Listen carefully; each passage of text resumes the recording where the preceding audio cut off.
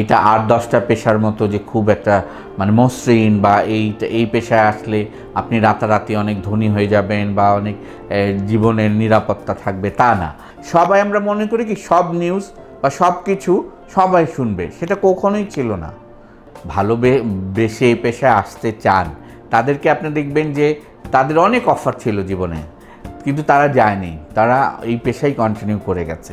মানুষের এখন মনে হয় যে ধৈর্যটাও খুব কমে গেছে, ডিটেল পড়তে চায় না, শুনতে চায় না, জানতে চায় না, অ্যানালিসিস জানতে চায় না। 3 মিনিটের বেশি আপনি যদি কিছু দেন আপনি কাউকে আটকে রাখতে পারবেন না। আমরা গণতন্ত্রের সমালোচনা করব, কিন্তু আমরা নিজে গণতন্ত্র প্র্যাকটিস করব না। প্রধান প্রধান হাউসগুলো আছে, সেটা টেলিভিশন হোক আর পত্রিকা হোক, যারা এতদিন একচ্ছত্র আধিপত্য করে আসছে, তাদের আধিপত্যের দিন শেষ।